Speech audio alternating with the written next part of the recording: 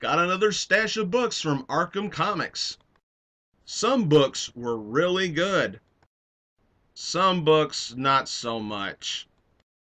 Took a nostalgic trip to yesterday. Got some new goodness from one of my personal favorite writers. But wait, the best is yet to come.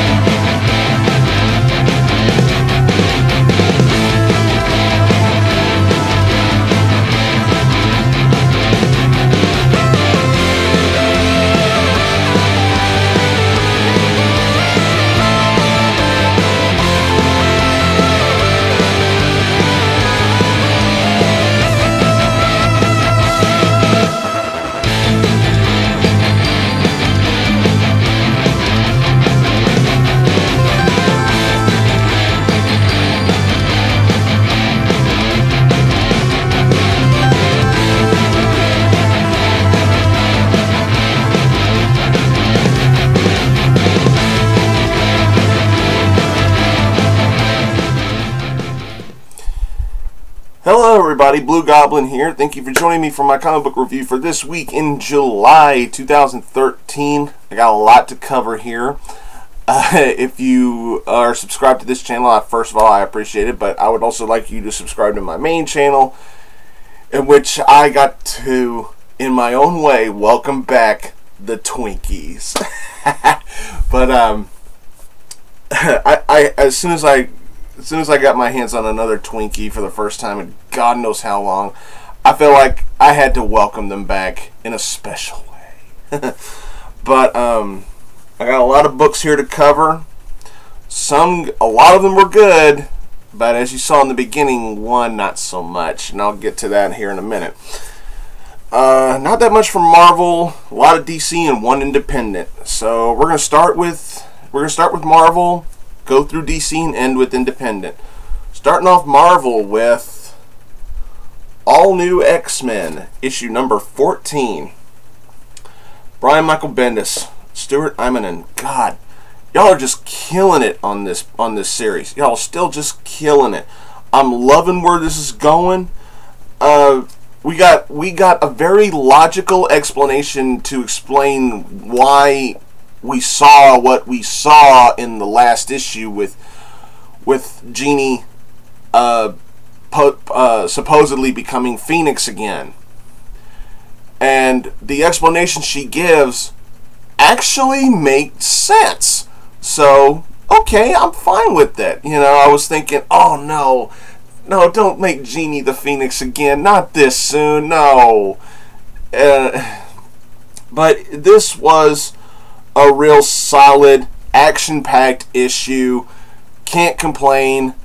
I mean, the original X-Men that are in here, save for the original Angel, who's with Dick Summers' team in Uncanny X-Men, they actually do very, very well with Wolverine and his team of current X-Men in the fight against the Mystique and her band of mutants, Lady Mastermind, Sabretooth, and Hydra. Some really decent one-liners during the fight. It was very, very well done. Oh man, just phenomenal stuff. I'm not going to give away. I'm not going to give away everything, and I'm not going to give away the ending. But for what I will say, I loved this. This was solid, good action, good dialogue, good drama, good everything. Bendis is just nailing it with his X-Men stuff right now.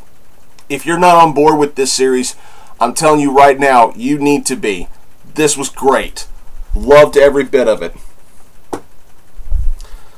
Alright, we're ending Marvel with X Factor number 259. The end of X Factor number 3, part 3 of 6. We're getting really, really close to the end of this series. And once this series is over, I really, even though I've already mentioned that other people could write this, I don't really think that it should happen. I don't think it should be relaunched, because Peter David has done so well with this series over the years. I really, honestly, now that I think about it, I don't think anybody else should write this other than Peter David. They can, but, you know, like I said, doesn't mean that they should. That's just my opinion, because this, to me, has been Peter David's baby, you know, if nothing else. But this is, we're getting recaps of team members after the whole Hell on Earth war and everything. And in this issue, we focus on Richter and Shatterstar. And we learn what happened to them, and thankfully they weren't killed when Mephisto blasted them during the war. Instead, what Mephisto does, sent them into the Mojoverse. And Richter is being held captive, and he's being forced to fight soldiers in a coliseum for Mojo's entertainment basically every day. So you can obviously see why he's kind of down and kind of frustrated, because he's separated from the team. He's not with Shatterstar. But we get some revelations. Yes, Richter and Shatterstar do reunite. And they do come across Longshot. But here's a twist that I didn't see coming. Now, I'm going to partially give some of this away, but not everything. Richter does reunite with Longshot and Shatterstar, but they don't know who he is. They claim to have never seen him before. And we learn a very huge plot twist involving Longshot and Shatterstar. Wow. Just wow. You talk about a logical clusterfuck. And it was a clusterfuck done right. Wow. Really, Peter? Really? Wow. I did. Yowza. I whoa. Oh, shit, I'm still thinking about it, and I can't honestly understand where the hell did this come from, you know. And then Richter learns that not only did Mephisto send them to the Mojoverse, he actually sent them back in time to a moment before Longshot, you know, first came into the 616 universe. He sent them back a far way, and he comes across something, and they come across something near the end of the book that I'm like, whoa, oh, I can't, I'm not even going to give any hints on the way this book ends. All I'm going to say is, holy fucking shit. Just get this book, give it a read, look at it, and be prepared to facepalm yourself, but in a good way. This was good. Very good. A logical clusterfuck, like I said, but done right. I enjoyed reading this. This was fun. It's Peter David. It's X Factor. What more could you ask for? It's fixing to end, and I'm going to be sad to see it go. Alright, we're going on to DC. Now, to start off DC, we're going back in time to 1966. We're going to go to Batman 66, issue number 1. Oh, this was the first book I read out of my stash. Oh, this was so good. This was so good. Oh, this right here could be pick of the week worthy. I mean, it came close. It came close, but something else beat it out. And I'll get to that later. But, oh my God. Reading this, I honestly felt like I was watching a lost episode of the Adam West Ward TV series. And it was great. This one issue made me remember just how fun the TV series was. It was great. DC really did their homework. Jeff Parker, God bless you, man. You really did your homework when you wrote the script for this book. It's like I feel like Jeff Parker and DC went back and went through the library of the Adam West TV series and probably watched every single episode before they wrote this, because I'm sure they wanted to nail it and nail it good. I mean, everything is in here. The corny dialogue, the melodramatic drama, the silly onomatopoeias that would appear in every fight scene, and they were an exact match from the TV series. The silliness, the campiness, the goofy action, the dramatic dialogue that was way overdone. And to top it all off, they used my favorite villain from the TV series to start off the series. Frank Gorshin's the Riddler. Oh, riddle me this. What is it no man wants to have, yet no man wants to lose? A lawsuit! Yes. Frank Gorshin's the Riddler was my absolute favorite villain of the TV series, and he remains my favorite Riddler of all time. And to have them start off with him as the lead villain, I just felt treated. This was so well done. We also get an appearance from Julie Newmar's Catwoman in here, with a little bit of surprising twist in there, but it was still very well done. I honestly feel, and they even got the campy cliffhanger dialogue text in parts of this book too. This was awesome. This was incredible. I'm thankful to DC for bringing this back. It's like we're going to get a new season of the Adam West TV series done in print. This was great. I can't complain about anything at all. Good stuff. Just awesome, awesome stuff. Get that book. Alright, moving on. Batman and Catwoman, issue number 22. Peter Tomasi, Patrick Gleason are still doing this.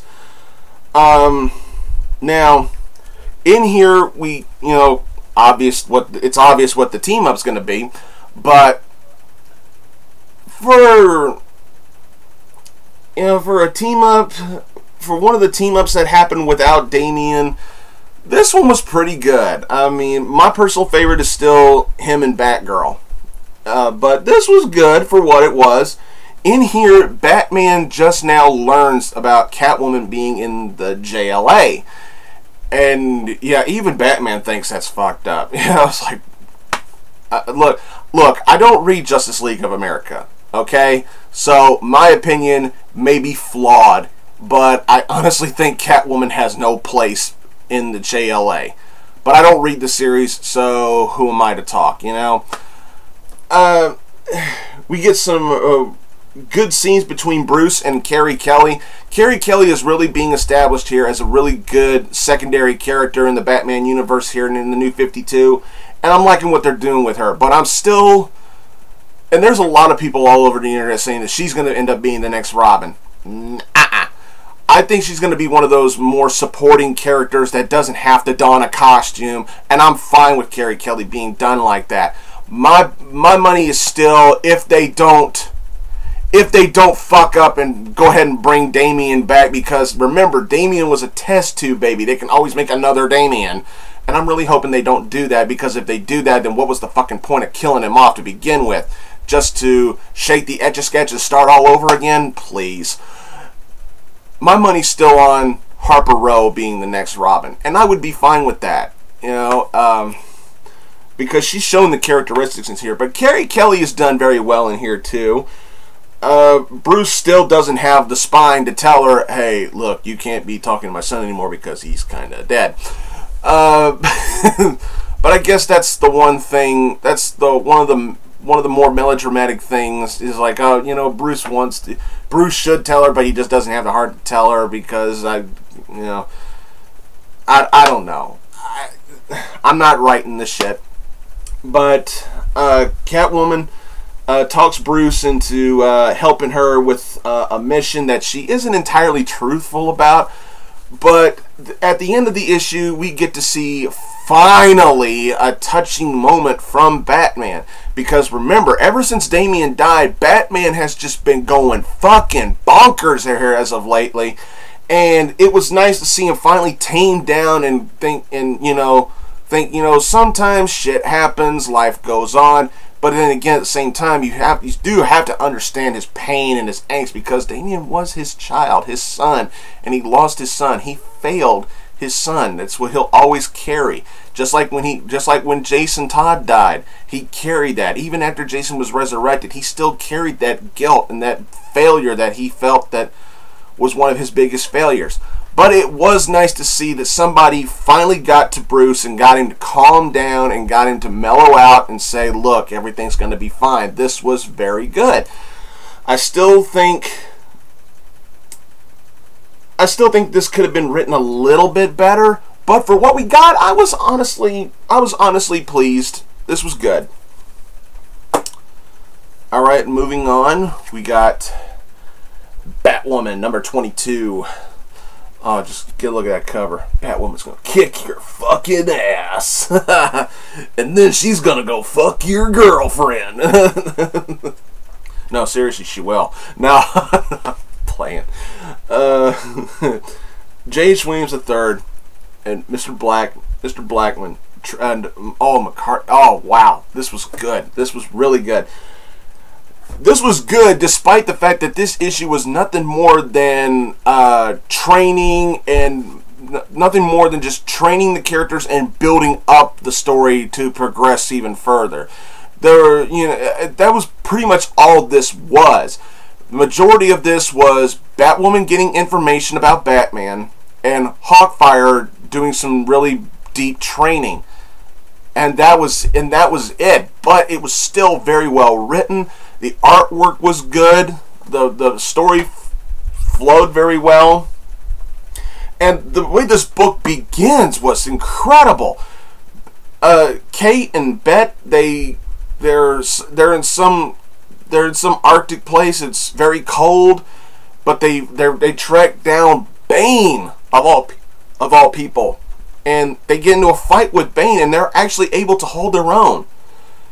And what do they want? They just want to talk to him. They want to get information about Batman, and it's just very, very nicely done. Hawkfire's training training scene, which took up the majority of the book, was awesome. This was good. And the people that she trains with, they give an explanation as to why they think she's ready to be out there doing what she has to do to help everybody, while her uncle, Batwoman's father, while he's still hesitant to take her back out there on the field despite what tragically happened to her last time. She nearly got killed by that Frankenstein reject some time back. But brilliant way to make this character, I guess you could call her Batwoman's sidekick again, Hawkfire. I love her costume. I like her name. It could be better, but I would have gone with Firehawk instead of Hawkfire. But then again, that's just me. But this issue was basically building up Hawkfire as a really good supporting character, and they did a magnificent job with it. And it just builds up the inevitable confrontation between Batwoman and Batman, and I'm really looking forward to it. This was some of J.H. Williams' best writing for Hawkfire. This was a good issue. I do recommend it.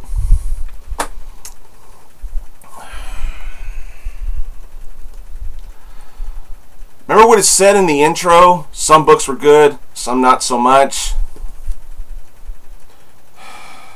Birds of Prey, number 22.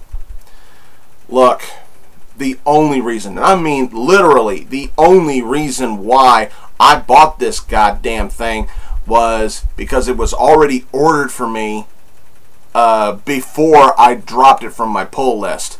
So I went ahead and bought it because I didn't want to see Arkham Comics lose money on this. But The last issue pissed me off. This series pissed me off so much ever since Christy Marks took over as the writer, because around that time, it was around the time of Dwayne Straczynski's departure and Christy Marks's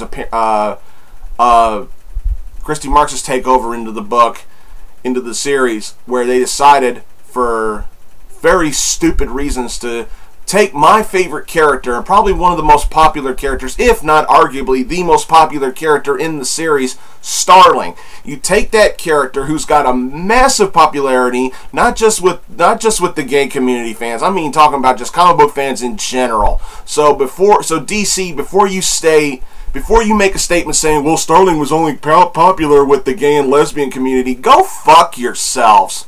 I loved this character, and I'm a proud heterosexual.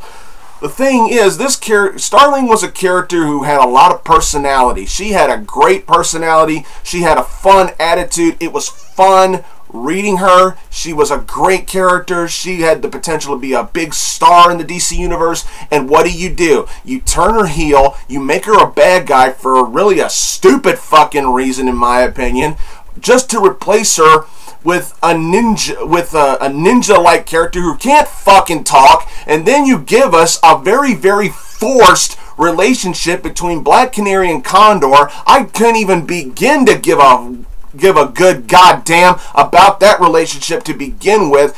Plus, not to mention the fact that I never gave a fuck about Condor anyway. I read this book. It was at best. Still, hardly any mentions of Starling at all anymore. I'm kind of wondering if DC's got their heads so far up their own asses they didn't realize they had a big and really popular character right there in front of them to give us some good stories for, and they dropped the ball. Why? Because they just didn't fucking care, I guess. So you know what? DC, Christy Marks, both of you can blow me. This series sucks now. I hate what you did to Starling. I never gave a fuck about Condor. I don't like where you're going with this, so consider this bullshit dropped. Let's move on, shall we? We're going to end DC off with Green Lantern New Guardians number 22. Don't struggle, Kyle. Relic will break you. Relic will break you. But, oh wow. Now, this character, Relic, I didn't know what to think about him when I first saw him in the last issue, but in here, ooh, we could be in for some major shit. Kyle gets really tortured in here, and he's a White Lantern, so he can channel all the emotional spectrum powers. So, technically, that makes him the most powerful Lantern. He can channel everything. He can even channel death. But, you know, and it's like, the White Lantern, to see a White Lantern get tortured the way he does, it almost kind of, look, I'm going to go ahead and say it. What Kyle goes through in here kind of reminded me of the Matrix. He gets a whole bunch of cables plugged into his back, and all of a sudden he's in this other world. You can't help but notice the connection between this and the fucking Matrix shit. You really can't. I'm almost expecting somebody to come up and go, Mr. Rayner, it is inevitable. I was wanting to see Agent Smith walk up and go, Mr. Rayner, your white ring, I need it to become free. You will free me, and then you will take the red pill. I almost wanted to see that. But enough joking, this was very good. They still, Kyle and the rest of the Lanterns, they still don't trust the Guardians that replaced the old Guardians. But the way they were done in this issue, it's a hell of a lot better than their predecessors. But they get a hold of Carol, and Carol of all people is the one that snaps Kyle out of it, and which was really, really good. And you know, when at the end of the book, Relic supposedly reforms his spaceship and takes off and leaves, and somebody said, "Is he afraid of us now?" And Kyle's like, "No, he's not afraid of us. He's just simply done with us, and he moved on." I'm like, wow, this character Relic, whether he's good or evil. I'm really interested in where they're going with this. Very, very nice storytelling in here. I can't really honestly complain. I can nitpick about a few things, but why bother? I really did enjoy this. I still think Green Lantern New Guardians is a really, really well done series, and I certainly do recommend this issue. Go ahead and pick it up. If you see this, I still recommend this series. This was really well done. All right, we're gonna end this with an independent and my pick of the week. I'm a fanboy. Goddamn right. Red Sonja #1, written by Gail Simone, and art by Walter Giovanni, who I believe is no stranger to Red Sonja stuff. And I had to get the Amanda Conner variant. I love Amanda Conner. I love her artwork. I just wish she could have done the interior artwork as well. But, oh my God, this was so well done. Now it's like everybody for the past several months, we have been drooling in anticipation for the beginning of this series written by Gail Simone. I even talked to Gail myself about this, and we had conversations on Tumblr and on Twitter about this, and she assured me personally that she knew I was going to enjoy this series once I started reading it. And Gail, I'm going to tell you right now, you weren't lying to me. This was really good. I even asked her what she would think her biggest challenge would be writing for this. Now, I can't exactly remember what she said, but she did love the questions, and we did have a good talk about this. And oh man, now I don't know that much about Red Sonja in the comics. Now, I was able to borrow one of the omnibuses and get familiar with the character, and from what I've read from Red Sonja in the past, I think Gail nailed it. She just nailed it. And it's like we get a very, very good introduction in the book, and when we finally get to see Red Sonja for the first time in this issue, she gets ambushed by some hoodlums. So this cover is a proper representation of partially what goes on in the book. And these robbers attack Sonja and when she sets up camp, and she's like you touch my stuff, you will die. If you touch me, you will die without fingers, and stuff like that. And she even boasts the fact that she's drunk while she's fighting these guys off. It's like she kills them all off, and she kills a couple of them off and leaves one of them alive. And he's like, "I thought you said you were drunk." She's like, "I am, but I'm not that drunk." And it was just great, funny comedy mixed with action. But the comedy here is not modern day. It's not ruined by modern day references or pop culture references or fourth wall breaking like a lot of other comedic writers try to do with comics, movies, TV shows, or whatever. When they're trying to tell a story in medieval times and stuff like that, most of the times it's ruined by modern day references and shit. But Gail knows what she's doing here. She knows how to write a story like this. She herself was so excited. She was like a fangirl herself. Really, really excited to write this story. She said she wanted to write a story like Red Sonja. She said she loves writing stories like this. She said it's storytelling like this, she can write it to the point where you love it so much you can practically smell the body odor of the characters as you're reading the stories. I believe she said something like that, and I'm like, okay. And Sonja's character in here is done very well. A lot of people are just kissing her ass, worshiping her like a queen, and she's just like, please, just go. And she gets a couple of awkward bodyguards in here. She gets dressed up for a ball, and she's like, I hate this dress, because she's like, they are like, you must wear it, mistress. And she's like, well, it itches, and it's just good stuff. This is good stuff, and we get to see her also as a trainer, as a coach, as you will. She's a trainer. She's training people on how to be a fighter, and the stuff that she's saying in here is just awesome. This was a This was a perfect introduction for me for Red Sonja. Thanks to Gail Simone, I am on board with this series. This is on my pull list at Arkham Comics. I am on board with Red Sonja. And all I can say is, Gail, I know, in my heart, I know you will not let me down.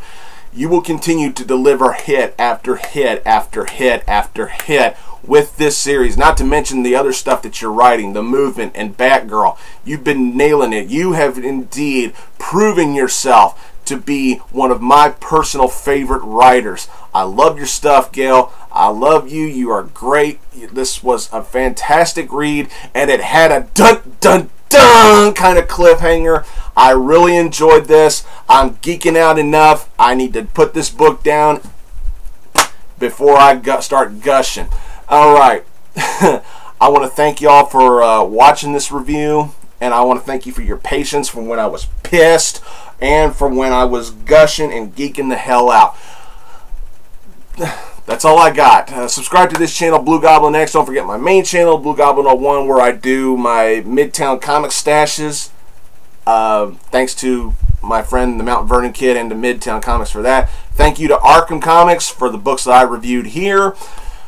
Don't forget my friends at Dark Avenger Inc. Plus. Don't forget Mark and Chloe, Fat Stack of Comics. You two rock. Mark, keep rocking that beard. Chloe, you're too damn cute and you're awesome as well. Love the both of y'all.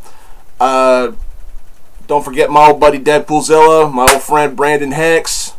Everybody. Thanks again for watching, everybody, and until next time, I will see you all later.